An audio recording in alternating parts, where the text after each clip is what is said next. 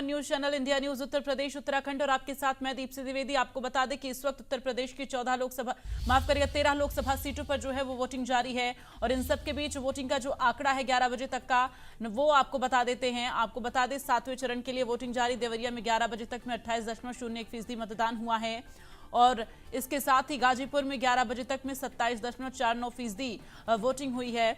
तो महाराजगंज में voting percentage 29.66% रहा है। 11 बजे तक के ये आंकड़े आपको बता रहे हैं। वोटिंग परसेंटेज को लेकर बलिया में भी 11 बजे तक जो है 27% जो है वोटिंग हुई है और इसके साथ ही ये इलेक्शन ब्रेकिंग आप तक पहुंचा रहे हैं। 7वें चरण के लिए इस वक्त 13 लोकसभा सीटों पर वोटिंग जारी है। मतदाताओं में खासा उत्साह नजर आ रहा है।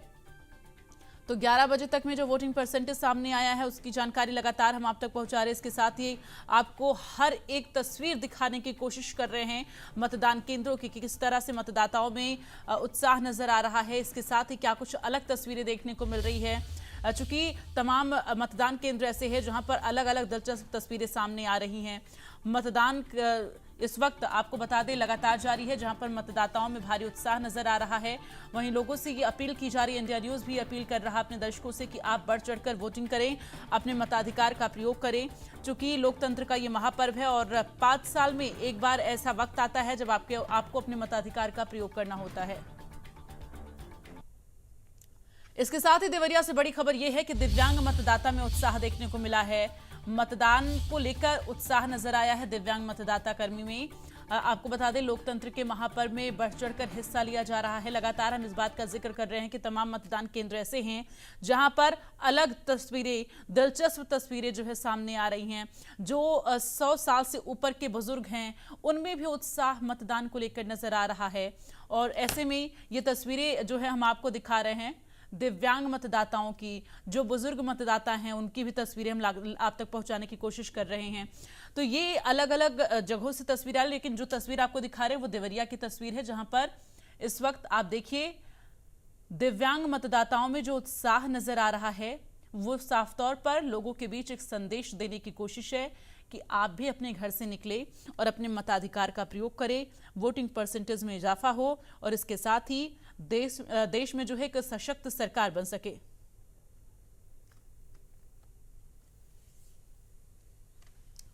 और चलिए इस बीच कुशीनगर से जो बड़ी खबर आ रही है वो आपको बता देते हैं। इलेक्शन ब्रेकिंग इस वक्त की कुशीनगर से है। सांसद आरपीएन सिंह ने मतदान किया है, ये बड़ी जानकारी आपको दे। बूथ संख्या 272 पर उन्होंने अपने मताधिकार का प्रयोग किया है।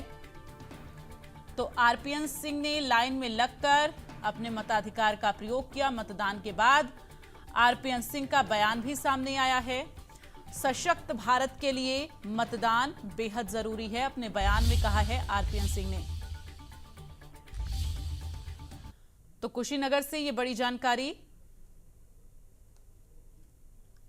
तो आरपीएन सिंह आपको बता दें कि अपने मताधिकार का प्रयोग करने के बाद उन्होंने बयान भी दिया है। उन्होंने कहा कि सशक्त सरकार के लिए हर एक वोट बेहद जरूरी है, ऐसे में मताधिकार का प्रयोग जरूर करें।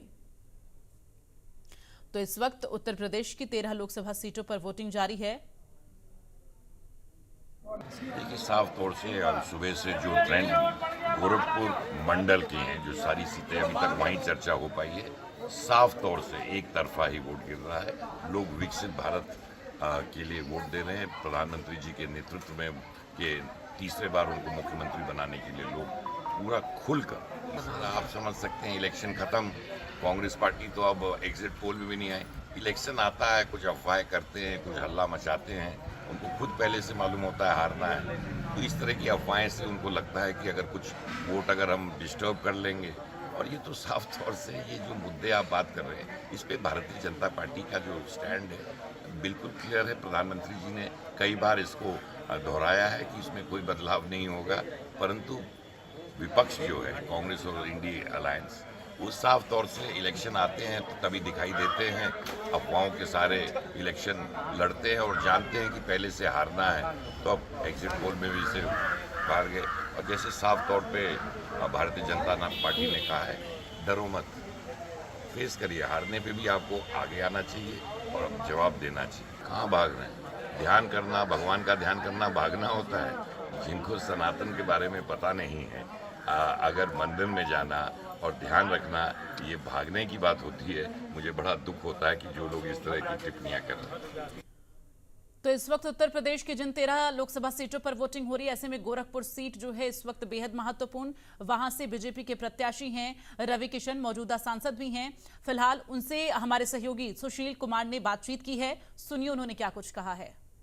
भारतीय जनता पार्टी के प्रत्याशी रवि किशन भी यहां पर वोट डालने पहुंचे हुए थे। इंडिया न्यूज के सभी दर्शक लोगन के कहब, राम राज्य ऐतिहासिक रूप में वोटिंग हो रही, राम राज्य बरकरार रहेगा और संविधान को कोई छेड़छाड़ नहीं। ये सब लोग जो पापी लोग, भूत प्रेत आत्मा पिशाच बोलता था, उस पर कोई विश्वास नहीं करना।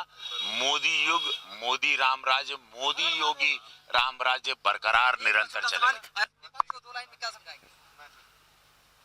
अरे आही आही करता विरोधी, तब के पुछलस काहे लोग गरियावा ना मोदी जी के भोरे भोरे उठ के, तब तुम भी मोदी हम भी मोदी। और इस तरह का संदेश देते हुए रवि किशन यहां पर नजर आए और यहां पर अपने बूथ पर पहुंच करके अपने मत का प्रयोग करने के बाद अगले बूथ पर जा रहे हैं और लगातार हर बूथ पर वो जा करके कंपेनिंग करते हुए नजर आएंगे, देखते हुए नजर आएंगे और निश्चित रूप से एक संदेश देते हुए उन्होंने ये बात कही है और निश्चित रूप से वोट प्रतिशत भी बढ़ेगा और भारतीय जनता पार्टी के पक्ष में वोट भी पड़ेगा।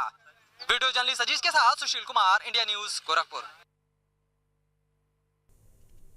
तो आपने बीजेपी सांसद और बीजेपी प्रत्याशी रवि किशन को सुना, अलग ही अंदाज में वो किस तरह से उन्होंने विरोधियों पर निशाना साधा। इसके साथ ही मिर्जापुर में भी आज वोटिंग लगातार जारी है। ऐसे में वहां पर अपना दल एस से प्रत्याशी और इसके साथ ही जो है बीजेपी के साथ गठबंधन में हैं, उन्होंने अनुप्रिया पटेल से, जो है हमारे सहयोगी ने खास बातचीत की। क्या कुछ कहा है अनुप्रिया पटेल ने इंडिया न्यूज से, सुनिए जरा।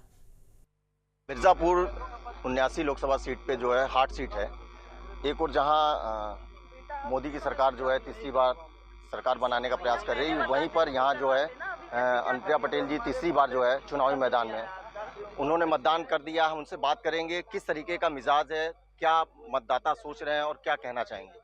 आज तीसरे चरण का है, तो 7वें चरण का है, तो तीसरी बार आप लड़ने जा रही हैं, तो क्या उम्मीद करते हैं हम? आज 7वें चरण का अंतिम चरण का ये मतदान है और आज लोकसभा चुनाव का ये लोकतंत्र का जो महापर्व है आज समाप्त हो जाएगा। मैं सबसे पहले आपके चैनल के माध्यम से सभी देशवासियों से, जहां भी आज चुनाव है जिन सीटों पर, और खास तौर से मेरे अपने मिर्जापुर के मतदाताओं से अपील करना चाहती हूं। मैंने सुबह 7 बजे मतदान स्थल पे जाके अपना वोट दिया है। आप सब भी मतदान स्थल पर जाइए, पहले मतदान फिर जलपान, सबसे पहले अपना वोट दीजिए। और जहां तक तस्वीर लोकसभा चुनाव की है, तो मैं यही कहूंगी कि वैसे तो 4 जून को परिणामों की औपचारिक घोषणा होगी, किंतु परिणाम क्या आने जा रहे हैं ये स्पष्ट है। देश में तीसरी बार मोदी जी के नेतृत्व में एनडीए गठबंधन की सरकार बनने जा रही है। 10 सालों में जो अभूतपूर्व काम देश में हुआ और यहाँ तक कि मेरे अपने मिर्जापुर क्षेत्र में 10 सालों में मैंने यहाँ की विकास यात्रा को आगे बढ़ाया है और मेरा काम जमीन पर जनता को आज नजर आ रहा है। मेडिकल कॉलेज नजर आ रहा है, केंद्रीय विद्यालय नजर आ रहा है, बड़े बड़े यहाँ पे पुल बन गए, चुनार का, भटौली का, बेलवन का, कोटा घाट का, सब कुछ नजर आ रहा है। रेलवे स्टेशन वर्ल्ड क्लास बन रहे हैं, जनता को दिखाई पड़ रहे हैं। आयुष अस्पताल बनकर खड़ा हो गया है, इंजीनियरिंग कॉलेज बनकर तैयार हो गया है। ये सब कुछ काम जनता देख रही है। मुझे पूरा विश्वास है कि एक बार फिर सेवा का अवसर मिलेगा। अच्छा, क्या लगता है कि जो आपने पिछली बार रिकॉर्ड बनाया था उससे बड़ी लकीर आप खींचेंगी? देखिए, 4 जून को परिणाम आएंगे, सब स्पष्ट हो जाएगा। मैं सिर्फ इतना ही कह सकती हूँ कि 10 साल मैंने पूरी ईमानदारी से लोगों के बीच में, उनके सुख में, दुख में हर घड़ी रहने की कोशिश की है। ज़्यादा से ज़्यादा यहाँ उपलब्ध रही हूँ, उनकी जन समस्याएं सुनी भी हैं और बड़ी से बड़ी भारत सरकार से लेकर राज्य सरकार की जो विकास की परियोजनाएं हैं, अभी हाल ही में हमको यूनिवर्सिटी, विश्वविद्यालय भी मिल गया, रामपुर घाट का पुल भी मिल गया, तो बड़े से बड़े विकास की योजनाएं यहाँ पर लेकर आई हूँ। मुझे लगता है कि मेरे काम के आधार पर जो मैं वोट मांग रही हूँ लोगों का, तो जनता मुझे आशीर्वाद फिर देगी, हैट्रिक लगेगी। मुझे विश्वास है कि मैंने काम किया है और आज का मतदाता विकास चाहता है, अपने जीवन में बदलाव चाहता है। मिर्जापुर को एक पिछड़े हुए जनपद की पहचान से निकाल कर एक विकास की दृष्टि से अग्रणी जनपद बनाने में मुझे कामयाबी मिली है और आगे भी विकास रथ का पहिया और तेजी से चलेगा यदि जनता का आशीर्वाद मिला तो। इंडिया न्यूज के लिए मिर्जापुर से आकाश दुबे की रिपोर्ट। साथ ही लगातार आपको बता दें वोटिंग प्रक्रिया जारी है। फिलहाल वाराणसी ये वो सीट है जिस पर लगातार सबकी निगाहें टिकी हुई हों, चाहे वो राजनेता हो चाहे वो जनता हो, हर किसी की निगाहें इस वक्त वाराणसी सीट के लिए टिकी हुई हैं।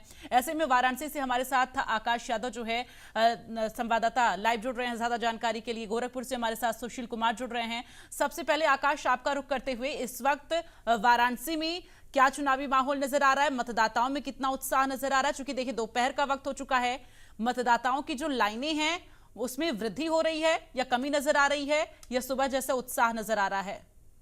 देखिए दीप्सी, दोपहर का समय हो गया है और 11 बजे तक जो वोटिंग का परसेंटेज आया वो 26% मतदान हो चुका है। देखिए मैं जहाँ मौजूद हूँ, ये जेपी मेहता इंटर कॉलेज है, यहीं पे जो मतदाता है देखिए लाइन में खड़े हैं। हालांकि मौसम का भी आभार कहना होगा, क्योंकि मौसम जिस तरीके से खुशनुमा है, इसलिए कल के भांति आज गर्मी कम है लेकिन उमस ज्यादा है। हम कुछ लोगों से पूछ लेते हैं क्या मुद्दे हैं पड़ेंगे इस बार। मुद्दे वही विकास के हैं, बेरोजगारी के हैं, महंगाई के हैं, ये सब मुद्दे हैं। बेरोजगारी, विकास और तमाम चीजें। क्या कहेंगे मुद्दे क्या है इस बार की? मुद्दे तो विकास आगे जाओ। और शिक्षा, एजुकेशन देश हमारे देश का डेवलपमेंट करे और चेंजेबल। कहाँ से हैं? बनारस से? जी जी, क्या मुद्दे हैं? हमारे मुद्दे यही है कि जो आज का ये पढ़ा लिखा युवा है, बेरोजगार है, दर दर की ठोकरें खा रहा है, उसके बाद शादी विवाह नहीं हो रहा है, तो हम यही चाहते हैं कि आज का युवा जाग गया है, किसी के बहकावे में नहीं आएगा, सांप्रदायिक सबसे कुछ नहीं होगा, लोग खुल के मतदान कर रहे हैं और करेंगे, हम यही सोच कर आए हैं। आप बताइए क्या मुद्दे हैं इस बार के? बेरोजगारी, शिक्षा, मेडिकल, यही है। तो देखिए ये लाइन हमें लगता है युवाओं का लाइन है, बेरोजगारी, इसके साथ ही रोजगार के मुद्दे हैं। कुछ लोग और हैं, उनसे बात करने के। क्या कहेंगे सर, वो मुद्दे क्या है? बेरोजगारी चरम पर है, इसी के खिलाफ हम लोग वोट करेंगे, मीडिया गठबंधन को मजबूत करेंगे कि हम लोग का आगे का भविष्य अच्छा हो। यही देखकर हम लोग नजर आए थे, आज से जीता लगे जो हमारे लोकल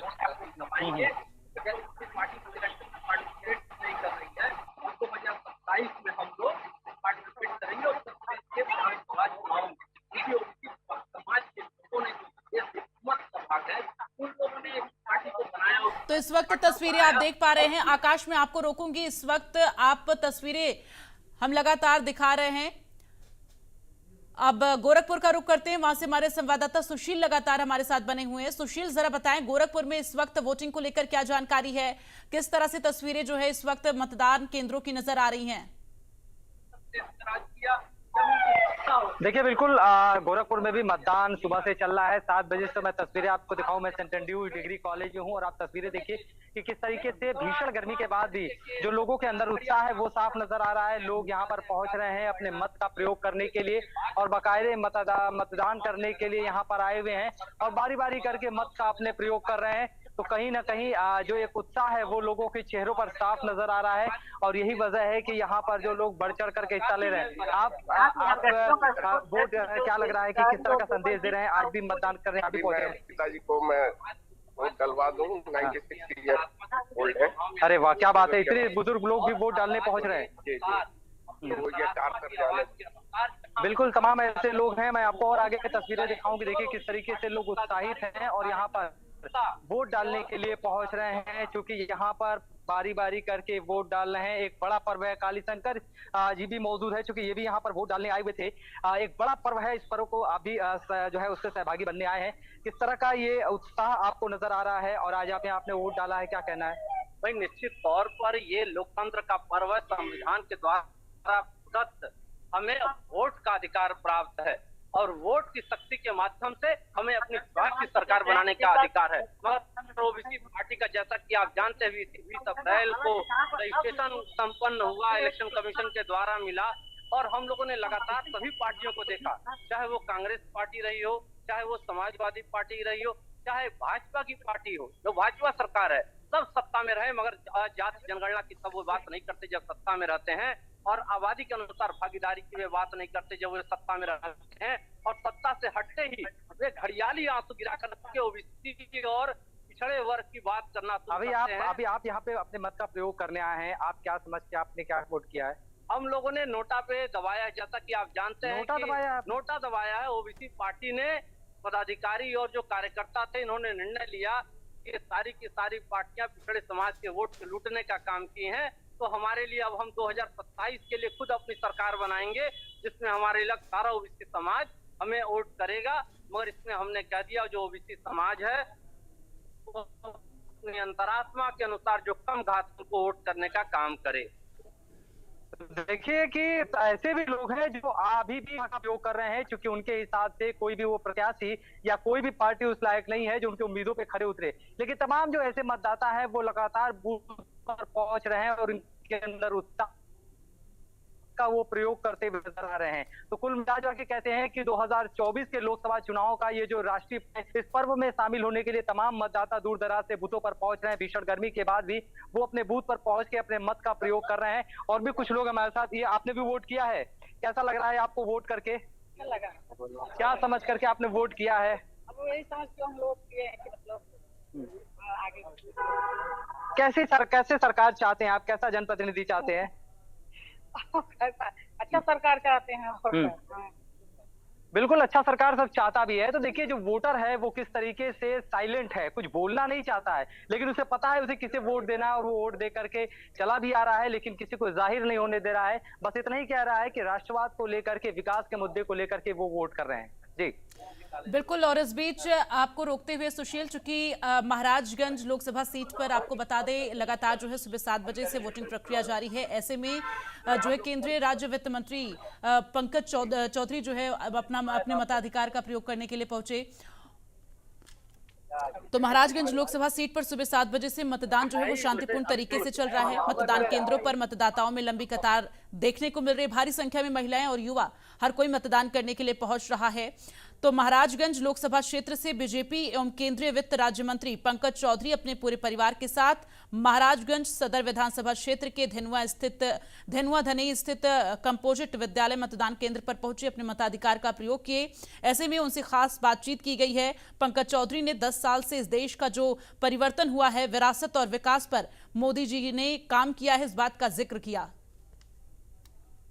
लोकतंत्र का बहुत बड़ा पर्व है और इसमें सबकी हिस्सेदारी होनी चाहिए, इसलिए सबको निकल करके कहीं ना कहीं मतदान करना चाहिए, ऐसा मेरा महाराजगंज की जनता से अपील है। और ये जो मत पड़ा, ये कहीं ना कहीं 10 साल का जो मोदी जी का सुशासन रहा, 10 साल में जो हम विरासत और विकास का जो कार्य किए हैं उसके आधार पर निश्चित तौर से मोदी जी देश के तीसरी बार प्रधानमंत्री बने। मतदाता कहीं ना कहीं जाकर के अपने मत का इस्तेमाल कर रहा है, इससे ही जाहिर होता है कि कहीं ना कहीं देश की जनता प्रभावित है और वो करने निकल रही है। ठीक है।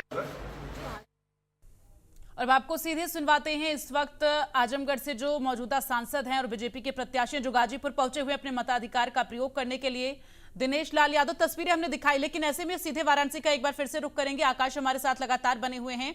आकाश, इस वक्त जहां आप मौजूद हैं और आपने लाइनें दिखाई मतदाताओं की, किस तरह से उत्साह नजर आ रहा है लोगों में, साथ ही ये भी जानने की कोशिश करिए, चूंकि तमाम मतदाता ऐसे हैं जो ये कह रहे हैं विकास के नाम पर और तमाम बातों का जिक्र कर रहे हैं, मुद्दों का जिक्र कर रहे हैं। ऐसे में जानने की कोशिश करिए जो मौजूदा सांसद हैं, यानी कि देश के प्रधानमंत्री नरेंद्र मोदी अपने संसदीय क्षेत्र से फिर से चुनाव लड़ रहे हैं, लेकिन एक सांसद के तौर पर जो उन्होंने काम किया है वाराणसी के लिए, वहां की जनता उनके कामकाज से कितना खुश है, ये बातचीत करके जानने की कोशिश करिए।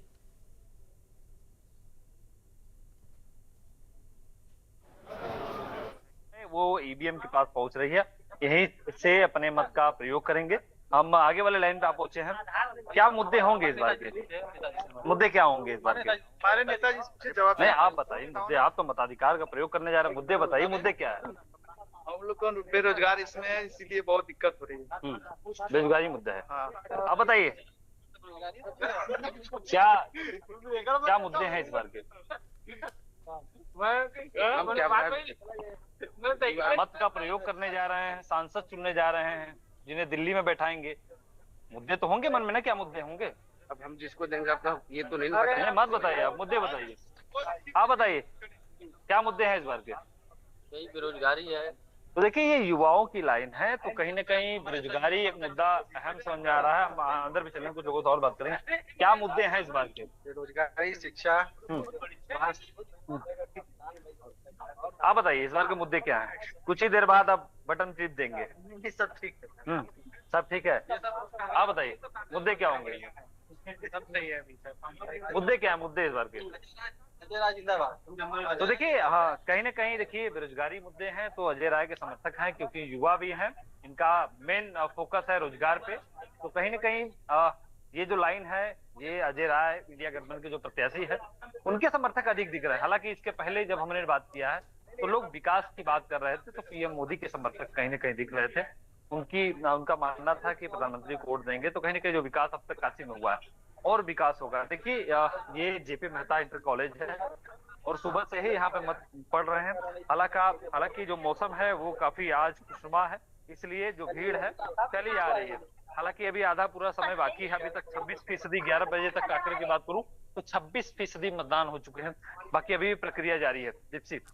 बिल्कुल आकाश, जिस तरह से तस्वीरें आप दिखा रहे हैं, ऐसे में उम्मीदें जताई जा सकती है कि वाराणसी में वोटिंग परसेंटेज अच्छा देखने को मिल सकता है। पीएम मोदी का संसदीय क्षेत्र है, वहां की जनता कितनी जागरूक है, किस तरह से मतदान करती है, ये शाम के वक्त में जब वोटिंग परसेंटेज जो आंकड़े सामने आएंगे उससे साफ जाहिर होगा। फिलहाल सुशील, जरा आप बताएं, वहां पर जो लोग मौजूद है, जो मतदाता हैं, उनसे भी बातचीत करके जानने की कोशिश करिए।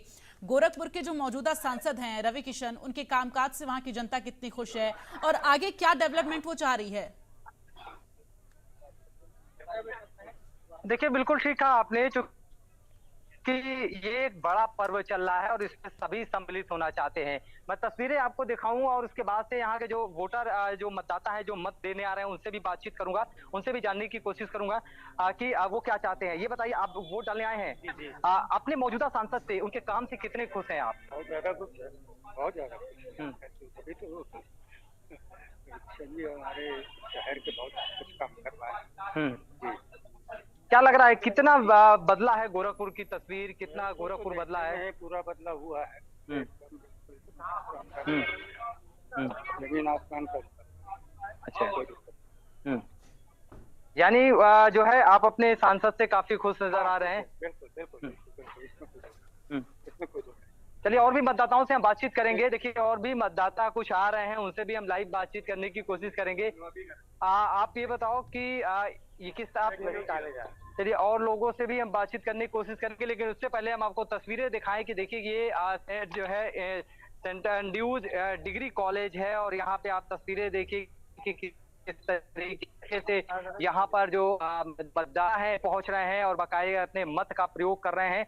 और निश्चित रूप से आप जो मतदाता है, एक बार मैं फिर से जानने की कोशिश करूंगा काली शंकर जी से। ये बताइए कि जो मतदाता है वो अपने सांसद से कितना खुश है उनके कामों से?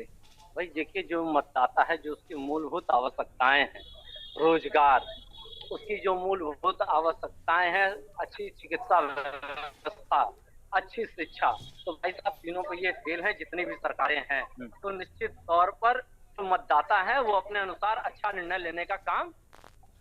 बिल्कुल, और लोगों से बात करते हैं, मतदाता बहुत से हैं, पुरुष जैन सब हमारे साथ है। ये बताइए कि अपने सांसद के कामों से कितना खुश हैं आप? बहुत संतुष्ट है, जरूर से ज्यादा काम हो गया है। हाँ, काम हो रहा है और जितना हम लोग को चाहिए उससे बेहतर हो रहा है। चलिए, ये तो बहुत अच्छी बात है कि अगर अपने जनप्रतिनिधि से आप खुश हैं, उनके कामों से, आपको क्या लगता है कितना काम हुआ है या अपने जनप्रतिनिधि से कितने खुश हैं? आगे भी करेंगे और कर भी रहे हैं।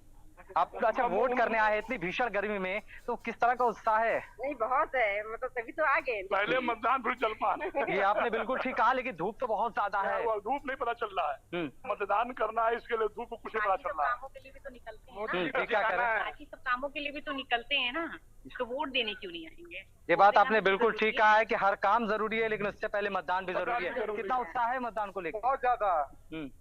यानी इस बार 7वें फेज में बदलेगा जो है, तीसरी बार मोदी जी को लाना है। अरे वाह, चलिए अच्छी बात है। लेकिन इस बार मुझे लग रहा है कि 7वें फेज में आप लोग मतदान प्रतिशत को बढ़ाने वाले हैं। 100%। हर मतदान की अपेक्षा ज्यादा मेरे पास काफी लोग निकलने, हम लोग भी जितने संपर्क सबको बोले आइए वोट दीजिए आप लोग। अभी तो देखा आपने कि किस तरीके से जो मतदाता है वो काफी खुश हैं। और आपसे भी जानना चाहूंगा, आप युवा हो, ये बताओ कि आप क्या सोच करके वोट करने आए, या जो आपके सांसद हैं, जो जनप्रतिनिधि, उनसे कितने खुश हो? मैं तो हमारे वहाँ अगर कुछ चेंज आता है, हमारे युवकों के लिए कुछ चेंज आता है, हमारे वहाँ हम लोगों को अगर नया और जॉब मिलती है तो यही हम लोगों का मेन वो है, इसलिए हम लोग जो है उनको वोट करने उनको लाना चाहते हैं। कैसा लग रहा है? उत्साह बहुत है। मैं ठीक देख है रहा हूँ सुशील, आप लोगों से बातचीत करके जानने की कोशिश करिए कि लोगों के मेन मुद्दे क्या हैं और किस तरह से वो मौजूदा सांसद से खुश होकर वोटिंग कर रहे हैं और आगे क्या डेवलपमेंट चाहते हैं। फिलहाल आकाश और सुशील, आप दोनों लोगों का बहुत बहुत धन्यवाद। अपनी नजर बनाकर रखिएगा, तमाम अपडेट दर्शकों तक पहुंचाते रहेंगे। इन सब के बीच आपको सीधे अब मऊ लिए चलते हैं। वहां पर मतदान केंद्रों पर किस तरह से व्यवस्थाएं हैं, किस तरह से मतदाता पहुंचकर मतदान कर रहे हैं, लोगों से बातचीत की है हमारे संवाददाता आशिफ रिजवी ने। उनकी खास रिपोर्ट देखिए। सातवें और आखिरी चरण के मतदान को लेकर के तैयारियां पूरी हो चुकी हैं। लोगों में जो उत्साह है वो आप देख सकते हैं किस तरीके से यहाँ पे जो है भारी जो है लाइन लगी है। अगर हम बात करें कि घोसी लोकसभा सीट से पुरुषों वोटर्स की, तो 11,03,551 जो है वो पुरुष है। वही महिला की बात करें 98,300 महिला है, तो वही जेंडर जो है 75, टोटल जो है 20,83,000 है। तो वही पे आप देख सकते हैं किस तरीके से लंबी लंबी लाइन जो है कतारें लगी हुई हैं और वोटर्स फर्स्ट वोटर से हम बात करने की कोशिश करेंगे। क्या नाम है? मेरा नाम संस्कार अग्रवाल है। संस्कार अग्रवाल जी, पहली बार वोट कर रहे हैं? हाँ जी, मेरा पहला बार। कितना उत्साह है? बहुत अच्छा है। कैसे मतलब क्या सोचा था कि सबसे पहला वोट करेंगे या आज आपके पहली बार वोट कर रहे हैं? ये जल्दी आके पहले एक वोट के लंबी लाइन में खड़ा रहना पड़ रहा है और देश के डेवलपमेंट की वोट करेंगे। और किन मुद्दों पर वोट करें? क्या क्या ये एजुकेशन सेक्टर में अपना आगे बढ़े और देश अपना और स्टेट डेवलपमेंट हो, उन्हीं मतलब आधार पर। ठीक है, ये थे फर्स्ट वोटर डेवलपमेंट को लेकर के ये बात कर रहे थे। और भी हम लोग उनसे बात करेंगे। ये क्या नाम है? विजय अग्रवाल मेरा नाम है जी। विजय अग्रवाल जी, किन मुद्दे को लेकर के आप मुद्दे तो हम इसी है, लॉ एंड ऑर्डर और विकास को लेकर। ये अच्छी सड़कें बने, अच्छे रेल 24 घंटा बिजली मिले, न्याय मिले सबको समय से। सरकार से अनुरोध है कि आगे चुनाव गर्मी के मौसम में न कराएं। गर्मी में कराएंगे तो परसेंटेज इसी तरह कम जाएगा।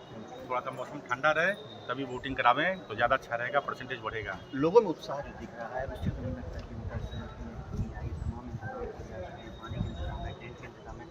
तमाम आपके मुद्दे जो जैसा आपने मुद्दे बताया, क्या लगता है आप पहली बार मतलब पहले से सुबह ही जो है वोटर वोट करने के लिए आए, खाना पीना छोड़ करके आए? हाँ सर, कुछ सुबह उठा हूँ, नहाया था, तुरंत चल दिया हूँ। पहला काम यही है, पानी भी नहीं पिया हूँ।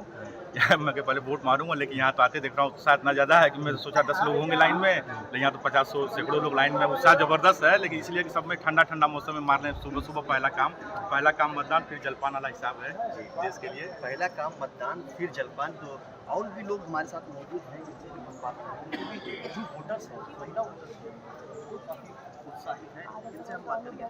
मैडम पहली बार वोट कर रही हैं? क्या नाम है? क्या किन मुद्दे पर? टू बी ऑनेस्ट अगर देखा जाए तो मतलब हम जैसे टीनेजर्स का जो प्रोग्रेशन हमने देखा है, स्पेशली हिंदुत्व वगैरह को, फिर जो रोड वगैरह जो बनी है या फिर जो अपॉर्चुनिटीज़ आने वाली हैं, तो वो देखिए। और ऑल ओवर वर्ल्ड में जो हमारा प्रोग्रेशन हुआ है, वर्ल्ड में जो इंडिया का नाम हुआ है, मुझे लगता है उसको लेके अगर मतलब देखा जाए किसको वोट करना है तो काफ़ी क्लियर विजन था। अच्छा, तो क्या लगता है जिस तरीके से आप यहाँ पर वोट्स करने आई, सुबह उठी होंगी, क्या सोच करके अपने? एक्चुअली बहुत एक्साइटमेंट थी क्योंकि फर्स्ट टाइम था तो कुछ सारे गूज़बम्स थे से पहले, बट अच्छा लग रहा था। एक्साइटमेंट ज़्यादा है? काफ़ी ज़्यादा। पहली बार वोटर्स हैं तो एक्साइटमेंट जो है वो काफ़ी ज़्यादा है। जल्दी करो। मैडम क्या नाम है? डॉक्टर दीपिका पटेल। दीपिका जी, जिस तरीके से वो वोटिंग चल रही है आप लोग पहले कितना उत्साह है? बहुत एंथुसियाज्म से हम आए हैं सब लोग मिलके। क्या मुद्दा है आपका? किन मुद्दे पर करके वोट करने आई हैं? क्या देश का विकास, यूपी का विकास। और क्या कहना चाहिए कि सब लोग आए, वोट करें, अपना हक का इस्तेमाल करें। खैर, ये थे हमारे साथ महिला और पुरुष जो काफ़ी उत्साहित नजर आ रहे हैं वोट को लेकर के। और काफ़ी मतदान जो है, मतदान केंद्र पे लोग सुबह से ही लंबी लंबी कतारें लगा के खड़े हुए हैं। मऊ से आसिफ रिजवी, इंडिया न्यूज़। वहीं गाजीपुर लोकसभा सीट से आपको बता दें कि सपा के प्रत्याशी हैं अफजाल अंसारी, दिवंगत मुख्तार अंसारी के भाई, जो कि इस वक्त चुनावी मैदान में। उन्होंने अपने मताधिकार का प्रयोग किया। उसके बाद उन्होंने चुनाव को लेकर क्या कुछ कहा, सुनवाते हैं आपको। ये हमारा प्रयास है और सराहनीय सहयोग आपका इस मामले में है कि आप इस तरह के मौक़ों को कैच कर रहे हैं और देश की जनता को जागरूक करने के लिए इस लोकतंत्र के महापर्व में हिस्सा लें और मतदान करें। दुनिया का सबसे बड़ा लोकतांत्रिक देश 92 करोड़ मतदाता इस देश में अपने मताधिकार का प्रयोग कर रहे हैं। आज अंतिम चरण है। मैं भी आज यहाँ का नंबर है, मैं भी वोट डालने आया। तो लगातार सभी लोकसभा सीटों पर जो वोटिंग है वो जारी है और इस वक्त क्या कुछ अपडेट सामने आ रहे हैं ये भी हम आप तक पहुंचा रहे हैं। ऐसे में कुशीनगर और बलिया का रुख करेंगे। कुशीनगर से हमारे साथ संवाददाता मनीष श्रीवास्तव मनीष मिश्रा हमारे साथ जुड़ रहे हैं और हमारे साथ अमित बलिया से जुड़ रहे हैं। सबसे पहले मनीष, आपका रुख करते हुए इस वक्त कुशीनगर में वोटिंग परसेंटेज बताते हुए जरा जानकारी दीजिए कि वहां पर फिलहाल मतदाताओं में कितना उत्साह नजर आ रहा है, क्या तस्वीरें नजर आ रही हैं? जी, मैं आपको बता दूं कि सुबह 7 बजे से जो वोटिंग स्टार्ट हुई 11 बजे तक मतदाताओं में उत्साह था और वोटिंग परसेंटेज 28% तक चला गया था। लेकिन जो धूप तेज हुई है मतदान केंद्रों पर, जैसा कि आप देख सकते हैं, मतदाताओं की कतारें छोटी होती जा रही हैं। इस वक्त बहुत ही कम संख्या में लोग मतदान करने के लिए आ रहे हैं। ये जब धूप थोड़ी सी कम होगी के आसपास 3 बजे 3:30 बजे के बाद यहाँ फिर मतदाता अब आएंगे और इस वक्त मतदान का प्रतिशत बहुत ही मतदान बहुत ही चल रहा है। बहुत कम संख्या में मतदाता लाइनों में लगे हुए हैं। जी बिल्कुल, क्योंकि दोपहर का वक्त है, ऐसे में अब मतदाताओं में जो भीड़ है वो कम देखने को मिल रही मतदान केंद्रों पर। लेकिन इन सब के बीच बलिया में अमित बताएं कि अभी क्या तस्वीरें नजर आ रही है। सुबह आपने जो तस्वीरें दिखाई थी वहां पर पोलिंग बूथ पर दिक्कतें भी जो है ईवीएम मशीन में नजर आ रही थी। फिलहाल इस वक्त क्या सिचुएशन है, किस तरह की तस्वीरें नजर आ रही हैं, जानकारी दीजिए। आपको बता दें कि बलिया में जो वोटिंग मशीनें खराब थी अब ठीक हो गई हैं और वहां पे अब मतदाता लेकिन थोड़ा थोड़ा आ रहे हैं लोग वहां पे, क्योंकि गर्मी की वजह से लोग बाहर कम निकल रहे हैं, जिसकी वजह से अभी एक व्यक्ति की मौत हुई। सलेमपुर क्षेत्र के पकड़ी गांव में एक व्यक्ति ने चुनाव के दौरान उसकी मौत हो गई है, जिसके बाद से लोग धीरे धीरे वोटिंग करने के लिए निकल रहे हैं। गर्मी बहुत ज्यादा है इस समय और बलिया के राजनीतिक दौर देखा जाए तो यहाँ पे सपा और बीजेपी के बीच सीधे लड़ाई है यहाँ पे। बिल्कुल, और ऐसे में अगर कुशीनगर की बात की जाए तो मनीष, कुशीनगर में चुनावी माहौल क्या नजर आ रहा है? संभव हो पाए तो वहां जो मतदाता पहुंचे उनसे बातचीत करके जानने की भी कोशिश करिएगा कि किन मुद्दों को लेकर लोग वोट डालना चाह रहे हैं। मौजूदा सांसद के कामकाज से कितने खुश हैं? जी, मैं अभी आपको बता दूं क्योंकि यहाँ पे मतदाताओं की संख्या काफी कम है। एडीसी जोन यहाँ पे आए हैं बूथ पे निरीक्षण करने के लिए। वो देख रहे हैं कि व्यवस्थाओं को कि किस तरह से वोटिंग हो रही है, क्योंकि यहाँ पे मतदाता काफी कम है, जिसके चलते वो उत्साह तो नजर नहीं आ रहा है जो सुबह से लेकर 11 बजे तक था। अभी एडीसी जोन इस बूथ का निरीक्षण कर रहे हैं। कुशीनगर प्राइमरी पाठशाला जहाँ पे ये बूथ बनाया गया है उस बूथ का निरीक्षण करने एडीसी जोन गोरखपुर यहाँ आए हुए हैं। बिल्कुल, और अमित, बलिया की अगर बात की जाए, अगर संभव हो पाए तो वहां जो मतदाता पहुंच रहे हैं उनसे बातचीत करके जानने की कोशिश करिए कि वहां पर क्या चुनावी माहौल है, जमीनी मुद्दे क्या हैं, किन मुद्दों को लेकर मतदाता जो है इस वक्त वोट डालने पहुंचे हैं। जी, आपको बता दें कि बलिया के मतदाता बेरोजगारी और स्वास्थ्य और महंगाई के खिलाफ चुनाव में मतदान करने के लिए निकले हैं और इनका कहना है कि जो यहाँ पे सबसे ज्यादा यहाँ स्वास्थ्य सेवा सबसे खराब है। यहाँ पे कोई मेडिकल कॉलेज नहीं है, जिसकी वजह से लोग यहाँ पे तड़प के मर जाते हैं। जाते जाते बनारस तक पहुँचते पहुँचते उनकी मौत हो जाती है। कहीं ना कहीं यहाँ पे स्वास्थ्य विभाग व्यवस्था ठीक नहीं है। तो ये तमाम मुद्दे हैं जिनको लेकर जनता वोट करने के लिए पहुंच रही है।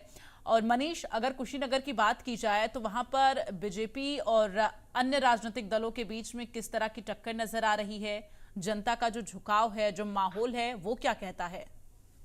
जी, मैं आपको बता दूं कि कुशीनगर में सीधी टक्कर भाजपा और इंडी गठबंधन के बीच होता दिखाई दे रहा है। क्योंकि यहाँ पे बीजेपी जो अपने राष्ट्रवाद, विकास और राम मंदिर के मुद्दे में पर चुनाव लड़ रही है, वहीं इंडी गठबंधन के प्रत्याशी इज्जात जो का अपना पिंटू सिंह सेठवाल जो है देश के हैं, साथ में उनके साथ यादव और मुस्लिम वोट बैंक जो आ रहा है, इसके चलते वो सीधी टक्कर दे रहे हैं बीजेपी प्रत्याशी को। यहाँ सीधा कड़ा मुकाबला देखने को मिल रहा है।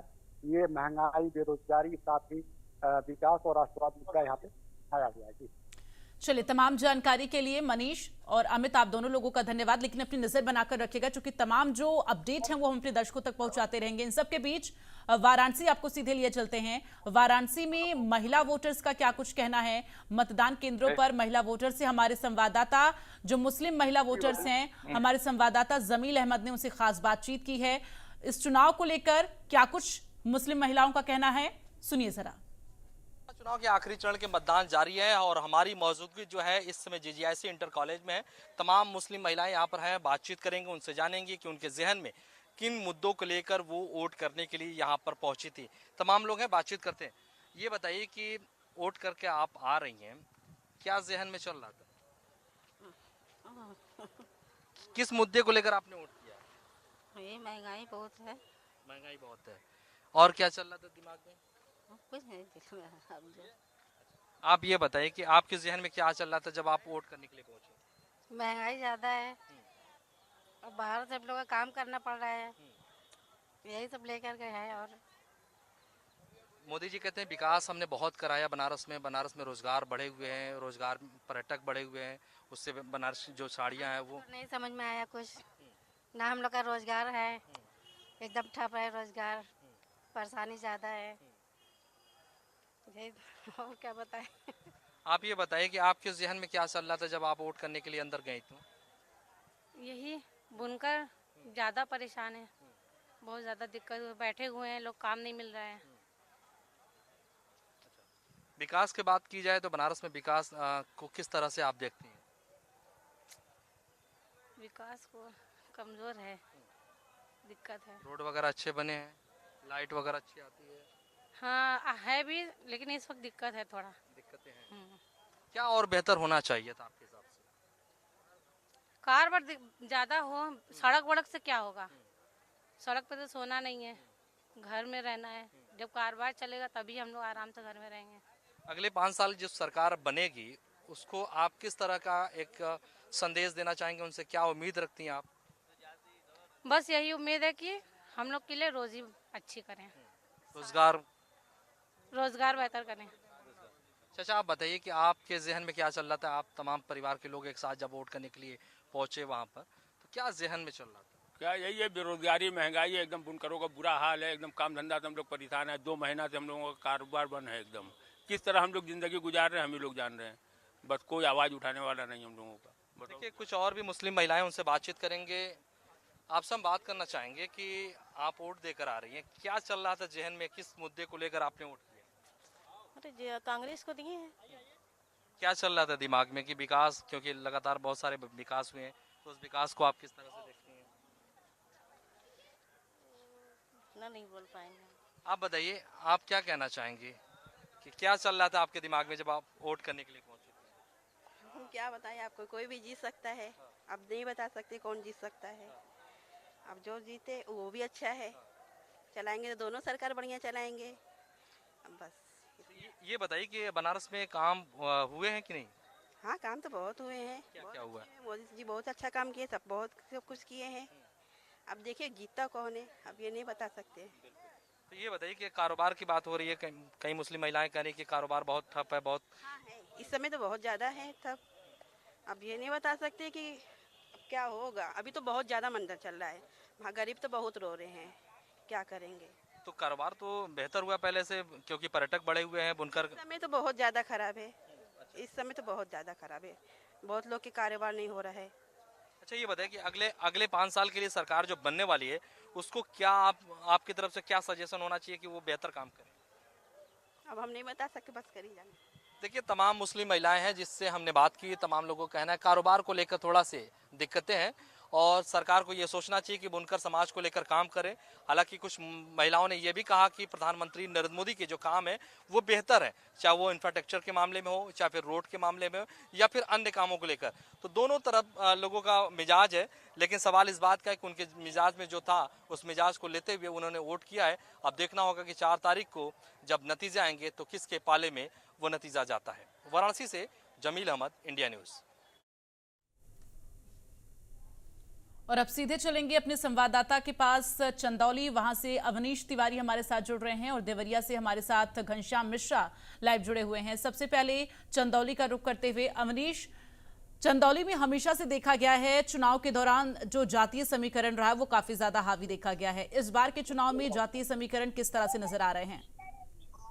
जी डेफिनेटली, अगर हम चंदौली की बात करें तो चंदौली में जातीय समीकरण हमेशा से हावी रहा है। हालांकि इस बार थोड़ा सा माइलेज डॉक्टर महेंद्र नाथ पांडे को जरूर मिलेगा, क्योंकि लास्ट टाइम की अगर बात करें तो सपा बसपा एक साथ थी तो दोनों वोट साथ में पड़े थे, लेकिन इस बार दोनों वोट अलग अलग पड़ेंगे, जिससे डेफिनेटली इसका माइलेज मिलने वाला है डॉक्टर महेंद्र नाथ पांडे को। और एक चीज मैं आपको बताऊं,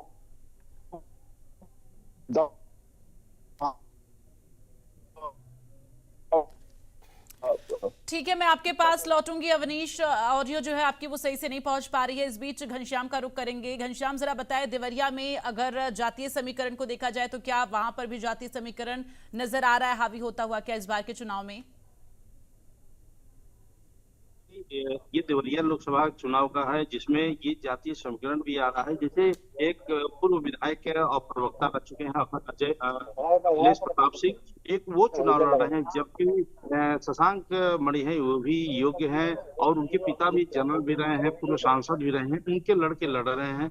इसलिए विकास की तो बात ही है, विकास पर है, लेकिन साथ ही साथ जाति फैक्टर भी काम कर रहा है और जाति फैक्टर के भी मतदाता अपने मत का प्रयोग कर रहे हैं। प्रसाद बात ये भी बताना है कि कोई भी मतदाता जो है वो साइलेंट कोई बात नहीं कर रहा, लेकिन देखने और बातचीत करने से ये साबित हो रहा है कि ये जाति समीकरण भी इस समय काम कर रहा है और जाति समीकरण पर भी मतदान किया जा रहा है। जी बिल्कुल घनश्याम, अगर अभी मतदान केंद्रों की बात की जाए तो किस तरह की जानकारी है? मतदाता क्या अभी भी दोपहर के वक्त में भी उसी तरह से पहुंच रहे हैं मतदान केंद्रों पर जैसा कि सुबह तस्वीरें आपने दिखाई थी? ये आपको बता दें, सुबह तो ज्यादा संख्या में लाइन लगी थी, लेकिन इस बार आप देख सकते हैं मेरे पीछे बूथ है जो रामजी सहाय पीएचई कॉलेज रुद्रपुर का है, जो देख सकते हैं कि सन्नाटा पड़ा हुआ है। इस समय जो दोपहर की भीषण गर्मी है, गर्मी से पसीने सत्तर पर हो रहे हैं, लेकिन मतदाता जो जेंट्स हैं उसमें कुछ आ रहे हैं, कुछ महिलाएं हैं। सीधे लिए चलते हैं, इस वक्त दिनेश यादव निरहुआ क्या कुछ कह रहे हैं वो आपको सुनाते हैं।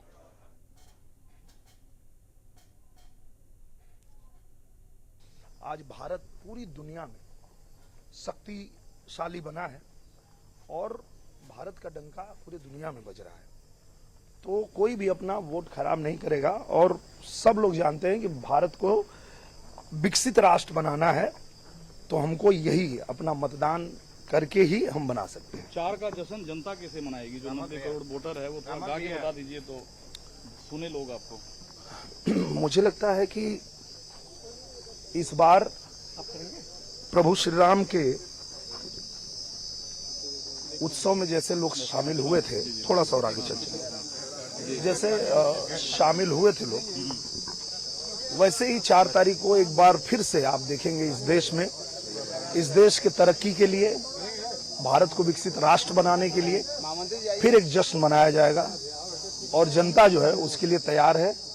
चाहे कितनी भी गर्मी पड़ रही हो, पर आप देखिए सब लोग जागरूक हैं और सब लोग अपने मत का मतदान करने के लिए सब लोग बूथ पे आए हुए हैं। यही बताता है कि जो हमारे भारत की जनता है, जिन्होंने अपने वोट की ताकत से ही भारत को पूरे दुनिया में ताकतवर बनाया है, आगे भी विकसित राष्ट्र बनाने का जो हम लोगों का सपना है वो भी साकार होगा। लेकिन ये राहुल गांधी, अखिलेश यादव जो इतना कॉन्फिडेंट में है कि मोदी की अंतिम विदाई तय है, जिस वजह से वो ध्यान में है, ये आप लोगों को विचलित करता है या 4 के बाद उनके लिए ये नारा बदल जाएगा? मुझे लगता है 4 के बाद ये लोग सिर्फ एक ही रोना रोएंगे कि ईवीएम खराब है। 4 तारीख को अगर आप अखिलेश यादव और राहुल गांधी को ढूंढेंगे तो ये मिलेंगे नहीं, और मिलेंगे कहीं तो बोलेंगे ईवीएम खराब है। एक ही रोना रोएंगे ये।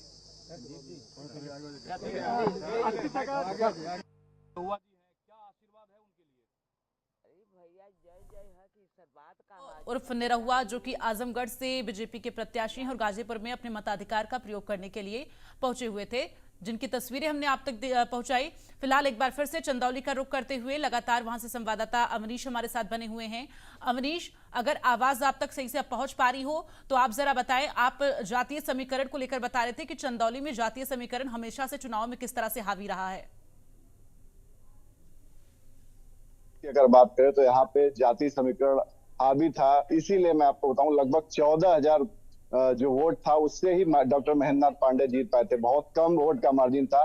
उसके पीछे जो रीजन था कि समाजवादी पार्टी और बसपा दोनों साथ में चुनाव लड़ी थी और दोनों का वोट जो था वो कंबाइंड एक जगह पड़ा था। लेकिन इस बार इसका माइलेज मिलता हुआ नजर आ रहा है, क्योंकि इस बार दोनों ही पार्टियां अलग अलग लड़ रही हैं, सपा और बसपा।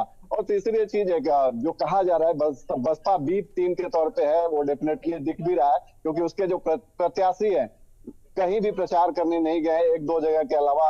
और इनकी जो लीडर है, मेन लीडर मायावती, वो भी कहीं बहुत ज्यादा जगह रैलियां नहीं की है। जब जिस तरीके से आकाश आनंद पे कार्रवाई हुई उसके बाद लोगों में ये चीज सीधे सीधे देखने को मिली कि जो मायावती है बी टीम की तरह काम करे बीजेपी की। तो ये सारी चीजें हैं, ये सारे फैक्टर्स हैं। हालांकि वोटिंग परसेंटेज जो है वो अभी जो है यहाँ पे अच्छे पड़ने के आसार हैं, क्योंकि यहाँ पे मौसम अभी इस बार अभी आज के टाइम में थोड़ा सा अच्छा हुआ है। लेकिन जाति समीकरण बहुत ज्यादा हावी रहता है चंदौली में, और उसको देखने से समझ में आ रहा है कि इस बार माइलेज मिलेगा डॉक्टर महेंद्रनाथ पांडे को। क्योंकि एक चीज और मैं इसमें प्लस पॉइंट बताऊं कि जो संजय चौहान है, जो पिछले बार प्रत्याशी थे इनके खिलाफ, उनको भी अपने पाले में कर लिया, बीजेपी में शामिल करवा लिया है डॉक्टर महेंद्रनाथ पांडे ने। तो कहीं ना कहीं इसका माइलेज मिलते हुए दिख रहा है। जी बिल्कुल। ऐसे में अब जरा ये जानकारी दीजिए कि मतदान केंद्रों पर फिलहाल मतदाताओं की कतारें किस तरह से नजर आ रही, चूंकि दोपहर का वक्त है, क्या अभी भी सुबह जैसी तस्वीरें नजर आ रही हैं क्या मतदान केंद्रों पर?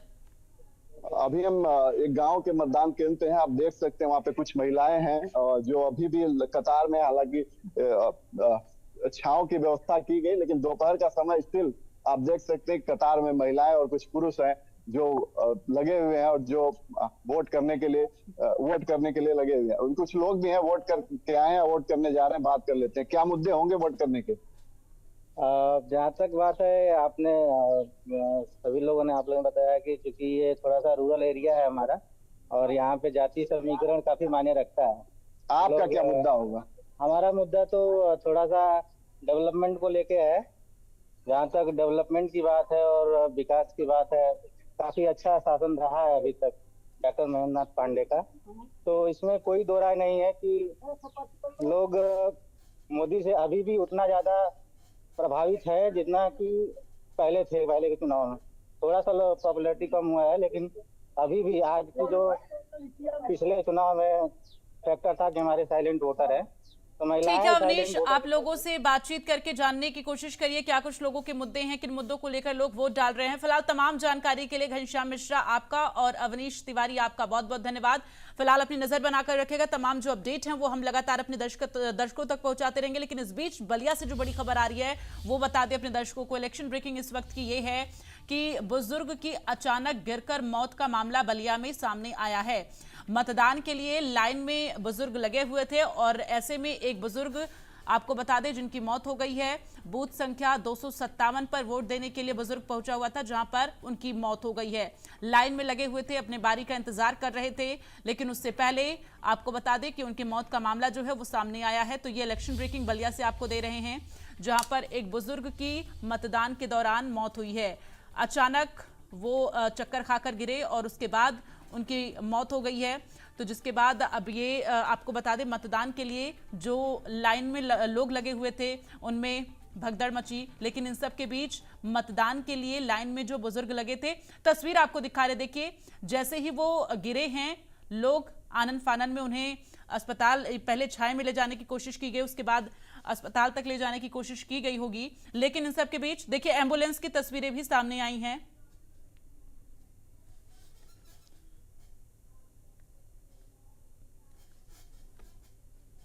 तो आपको बता दें कि एक बुजुर्ग के मौत का मामला जो है वो सामने आया है।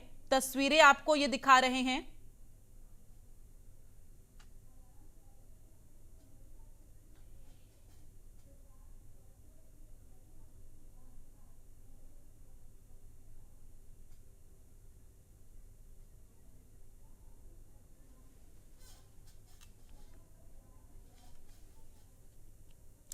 तो आपको बता दें कि इस वक्त लगातार वोटिंग जारी है और हमने बलिया की तस्वीर आपको दिखाई कि किस तरह से वहां पर एक बुजुर्ग की मौत हुई है। चूंकि भीषण गर्मी है, ऐसे में जो मतदाता लंबी लाइनों में लगे हुए हैं उनके लिए जो है मुश्किल वक्त होगा, लेकिन मताधिकार का प्रयोग करने के लिए लोग पहुंच रहे हैं। इन सब के बीच आपको बता दें कि इस वक्त लगातार 13 सीटों पर वोटिंग जारी है और मतदान जारी है, लेकिन इस वक्त दोपहर के वक्त में थोड़ी धीमी हुई है, क्योंकि जगह जगह से जो तस्वीरें सामने आ रही हैं, जो हमारे रिपोर्टर्स जानकारी दे रहे हैं, उसके हिसाब से अभी मतदाता कम पहुंच रहे हैं मतदान केंद्रों पर, चूंकि धूप काफी तेज हो गई है, गर्मी का वक्त है, ऐसे में लोग कम पहुंच रहे हैं। इन सब के बीच आपको बता दें लगातार 13 सीटों पर वोटिंग प्रक्रिया जारी है और आपको बता दें कि 8 राज्यों की 57 सीटों पर वोटिंग चल रही है देश में। लेकिन इस बीच जो बड़ी खबर उत्तर प्रदेश से इलेक्शन ब्रेकिंग सामने आ रही है, वो आपको बता दें लखनऊ से ये बड़ी खबर है। समाजवादी पार्टी ने सोशल मीडिया एक्स पर पोस्ट किया है, बूथ संख्या 108, 109 पर धीमी गति से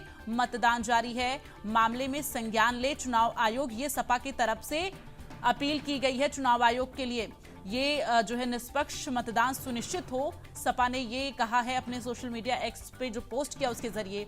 गाजीपुर लोकसभा के जो है जंगीपुर में अभी आपको बता दें कि तो इस वक्त मतदान धीमी प्रक्रिया में चल रहा है, जिसको लेकर ये पोस्ट किया गया है।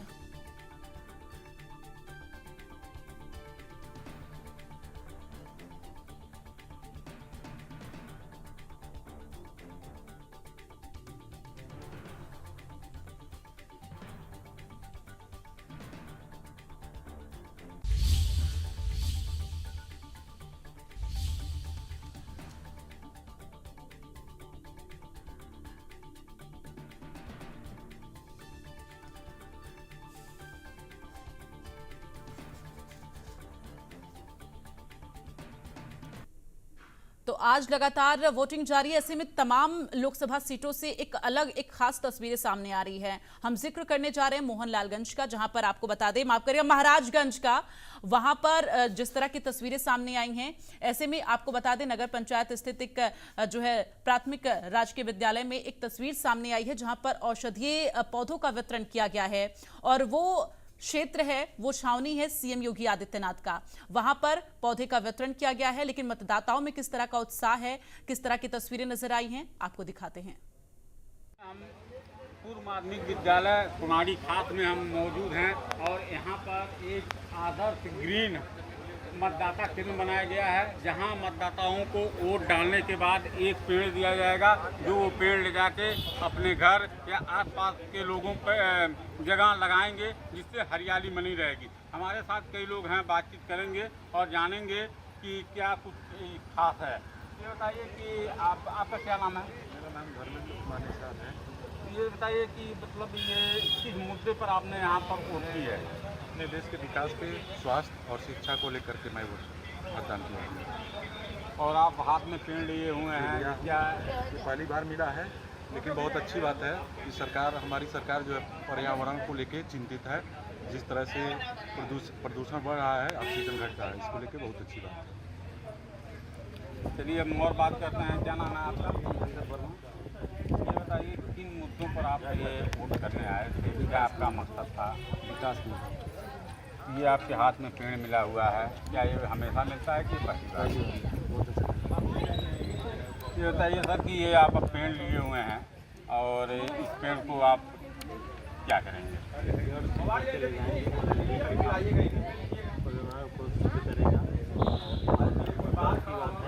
पहली बार कॉलर सरकार के पहल से पौधा वृक्षारोपण का कार्य इसी में किया रहा है। आपको क्षेत्र का विकास की केवल विकास हुआ है, उसी मुद्दे पर वोट डालेंगे। क्या नाम है? जी मैं सुभाष साहनी बनटानिया से। ये बताइए कि किन मुद्दों पर आप लोगों ने वोट? जिसे वोट कर रहे हैं विकास के नाम पर, और विकास भी हो रहा है। और ये जो पौधा बढ़ रहा है आज के डेट में, हरियाली के लिए, शुद्ध ऑक्सीजन मिले, प्रदूषण को बचाया जा सके, ये आंवले का पौधा है। इससे हम लोग बढ़िया से इसको मुरब्बे में ले सकते हैं और अचार भी बना सकते हैं। ये आप पहली बार आए? नहीं, पहली बार।